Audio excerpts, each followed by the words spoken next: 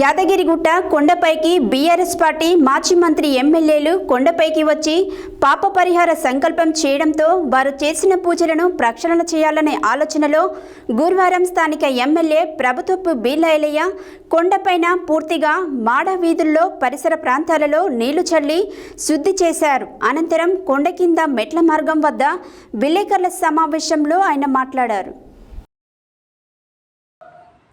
యాదగిరిగుట్ట కొండపైకి BRS party మాజీ మంత్రి ఎమ్మెల్యేలు కొండపైకి వచ్చి పాప పరిహార సంకల్పం చేయడంతో వారు చేసిన పూజలను ప్రక్షాళన చేయాలనే ఆలోచనలో గురువారం స్థానిక ఎమ్మెల్యే ప్రభుత్వపు బీలైలయ్య కొండపైన పూర్తిగా మాడ వీధుల్లో పరిసర ప్రాంతాలలో నీళ్లు చల్లి శుద్ధి చేశారు.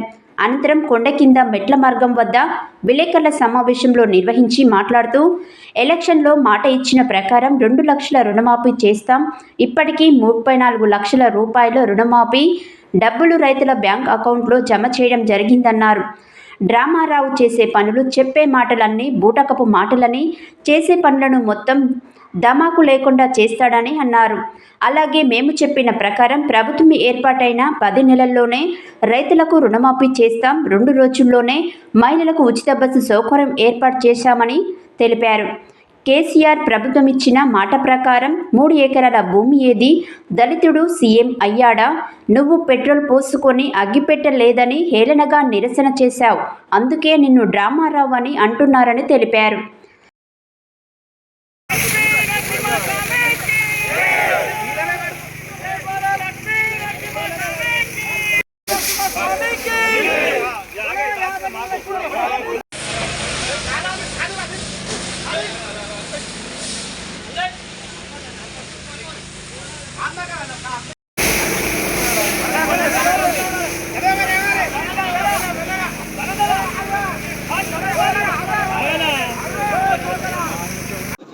సైడ్ దేరా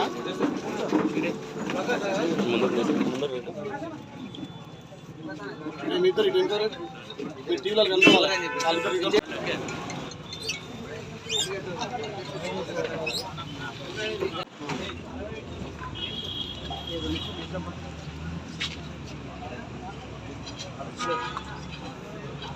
ఇక్కడికి వచ్చినటువంటి ప్రజాప్రతినిధులకు, కాంగ్రెస్ శ్రేణులకు అందరూ కూడా ప్రత్యేక ధన్యవాదాలు తెలియజేస్తూ, ఈరోజు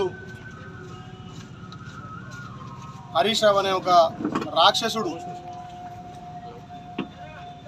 పవిత్ర పుణ్యక్షేత్రమైనటువంటి తెలంగాణలో మొదటి తిరుపతి అయినటువంటి యాదగిరిగుట్టకు వచ్చి ఈ గుట్టను మలినం చేసిండు. గత 10 సంవత్సరాలుగా తెలంగాణ ప్రజలు నమ్మి ఓట్లేస్తే తెలంగాణ ప్రజలు నిట్టేట ముంచిండు. తెలంగాణ ఉద్యమ ముసుగులో మరి ఆ రోజు పెట్రోల్ దొరికింది కానీ అగ్గిపెట్టె దొరకని అగ్గిపెట్టె రావు. మళ్ళీ ఇవాళ యాదగిరిగుట్టకు వచ్చి ప్రజలను మోసం చేసిందే కాక మా ఈ ప్రాంత తెలంగాణ ప్రాంత ఇలవేల్పైనటువంటి శ్రీ యాదగిరి లక్ష్మీనరసింహస్వామి సన్నిధిలో మళ్ళొక్కసారి ఈ ప్రాంతాన్ని అభివృద్ధి చేయడానికి ఒక రాక్షసుడిగా వచ్చి గుళ్ళ కూడా రాజకీయాలు చేస్తున్నాడు. గౌరవ ముఖ్యమంత్రి రేవంత్ రెడ్డి గారి నాయకత్వాన ఈ 9 నెలల్లో తెలంగాణ ప్రజల నుంచి వస్తున్నటువంటి ఆదరణ చూసి ఓర్వలేక, మా గౌరవ ముఖ్యమంత్రి చేస్తున్నటువంటి సంక్షేమ పథకాలను చూసి జీర్ణించుకోలేక, తెలంగాణలో మహిళలకు ఇచ్చే గౌరవం చూసి ఇలా మహిళలు కూడా రేవంత్ రెడ్డి గారిని, మా ప్రభుత్వాన్ని జేజేలు పలికి మా అన్న, మా పెద్దన్న అంటుంటే జీర్ణించుకోలేక ఏ రకంగా ప్రభుత్వాన్ని బదనాం చేయాలని చెప్పి, ఆ రోజు ఉద్యమ కాలంలో ఏ రకంగా అయితే పెట్రోల్ దొరికి అగ్గిపెట్టె దొరకలేదో, మొన్న కాంగ్రెస్ ప్రభుత్వం వచ్చిన తర్వాత మా గౌరవ ముఖ్యమంత్రి రైతుల మీద ఉన్నటువంటి ప్రేమతోటి రైతులకు విడతల వారీగా ఏదైతే మాట ఇచ్చినామో మాట మీద కట్టుబడి మా గౌరవ ముఖ్యమంత్రి కాంగ్రెస్ పార్టీ ప్రభుత్వం 3 దశల్లో 18 తారీఖున 1 లక్ష రూపాయలు, 30 తారీఖున జూలై 30 తారీఖున 1,50,000 వరకు, భారతదేశానికి స్వతంత్రం వచ్చిన రోజు 78వ స్వతంత్ర వేడుకల్లో తెలంగాణ రైతులను పూర్తిగా 2 లక్షల వాళ్ళని విముక్తి చేయాలనే సంకల్పంతో ఇచ్చిన మాట కట్టుబడి ఇలా తెలంగాణ రైతులకు రుణముక్తి చేస్తే జీర్ణించుకోలేని హరీష్ రావు, డ్రామారావు ఇద్దరు కూడా కూడబలుక్కొని ఇలా తెలంగాణ ప్రజలు మళ్ళొక్కసారి మోసం చేయడానికి ప్రగల్భాలు పలుకుతున్నారు.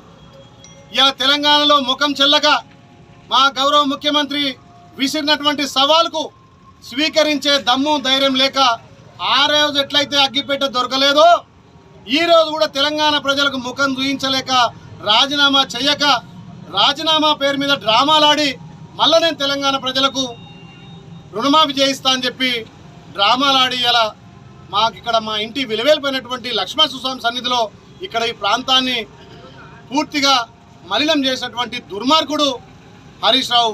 మరి ఆ యాదగిరి లక్ష్మణస్వామి ఆశీస్సులు తెలంగాణ ప్రజల ఆశీస్సులతోటి కాంగ్రెస్ పార్టీ అధికారంలోకి వచ్చి మీరెన్నో 10 ఏళ్ల నుంచి చేసినటువంటి అప్పులను ఒక్కొక్కటిగా తీర్చుకుంటూ 50 రూపాయలు పోవాలి.